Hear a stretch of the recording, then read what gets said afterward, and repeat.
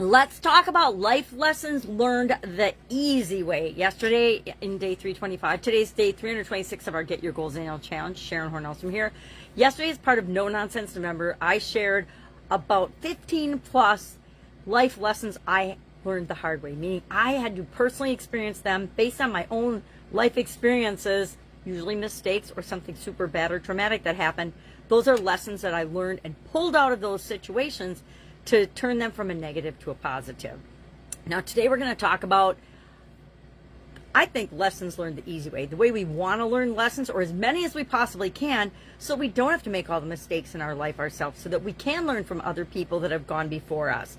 Why would we want to reinvent the wheel for absolutely everything in our life? I say I don't want to. I did that for a while, and it was a lot more painful because I made a lot more mistakes than if I had just read a few books, studied a little bit, had a coach or mentor, joined a mastermind group, done something in whatever area or aspect of my life to make it better. So I'm just going to share briefly, if I can find a great big magnifying glass, some of the lessons that I've learned, I think the easy way, meaning lessons I learned from other people that I didn't necessarily have to make or experience myself or make a mistake myself.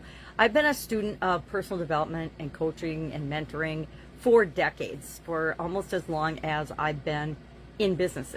As I was in college, I discovered Tony Robbins. I had a kidney problem when I was working out in Valley, Nebraska, that put me in the hospital, and so it was late night TV, because of course it's hard to sleep in the hospital, and there was Princess Diana's wedding, and there was Tony Robbins on late night infomercials, and I'd heard of him before then and studied a little bit of his, but that was my first introduction to really studying on my own and realizing some of the things that were possible for me and other human beings, and knowing that some of the principles and things he still teaches today are true because they're universal truths. He builds a lot of his trainings and coachings on NLP, neuro-linguistic programming, and universal truths.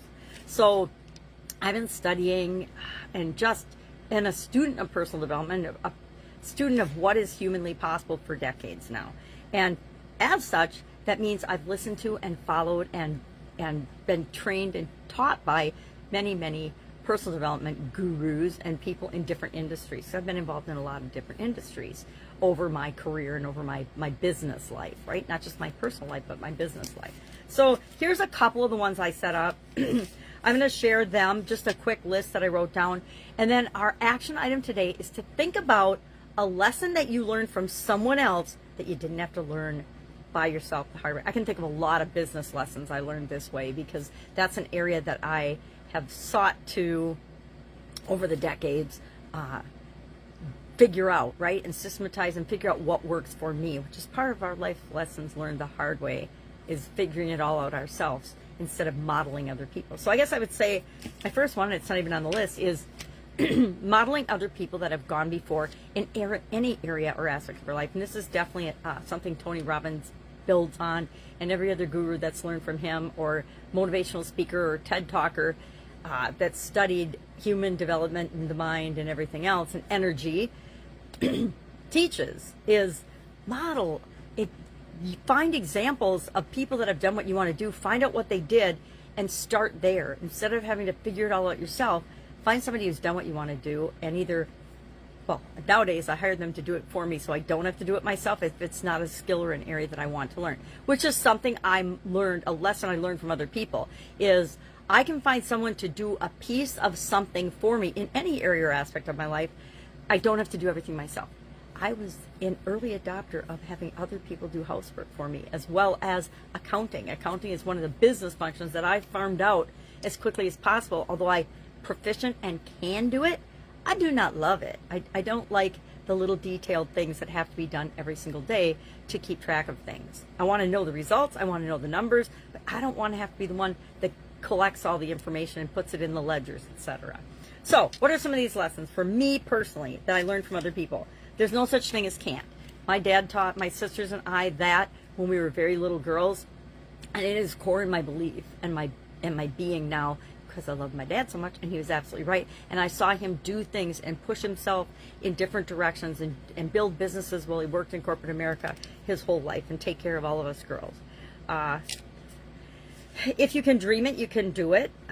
That would be a Napoleon Hill. I guess I credit that with Napoleon Hill and a lot of other coaches and people that have written tremendous books. I tell you, if you haven't read Think and Grow Rich, because it applies to every aspect of your life, I highly recommend it.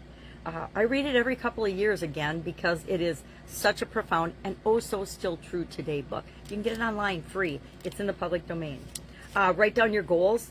That's another one I learned from my dad. I guess these first three I learned from my father, who passed away 9 years ago this December.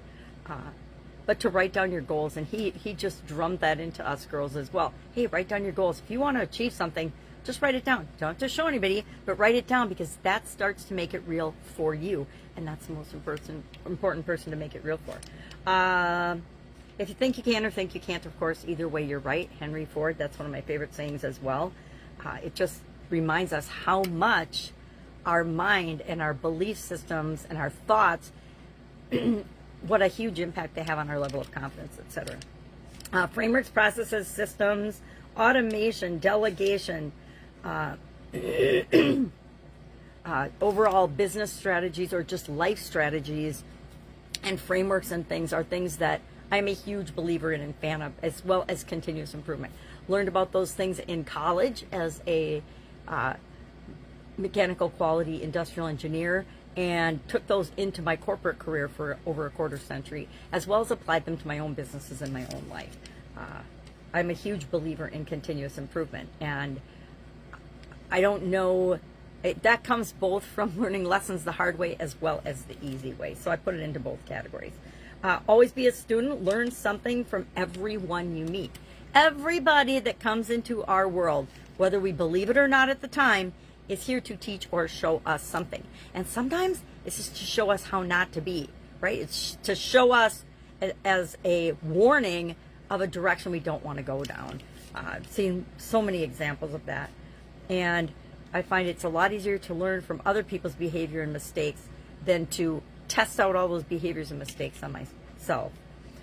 Don't let the world change who you truly are. Build on your strengths, not on your weaknesses. For years in corporate America, we pointed out everything that everybody ever did wrong, usually so we didn't have to give them such big bonuses or give them big raises, which is so half-assed backwards. But I did learn from that situation that you treat people the way you want to be treated, and you build them up. You put them where they shine and can do and be and continually improve and become the best version of themselves. And we do that in every area and aspect of our life. We earn through value adding, not by taking things away. I say make the world a better place and decide the legacy you want to leave. I didn't ever think about, what kind of an impact or what kind of a legacy was I going to leave when I was younger. But after the sudden cardiac arrest thing, it gets you thinking about topics like purpose and, why am I here? Why? Mostly it's, why did this happen to me? We all go through these stages. It's just like the grieving stages and loss stages. We have a lot of little losses in our life that are nowhere near the loss of a human being, but we go through a similar process each and every time.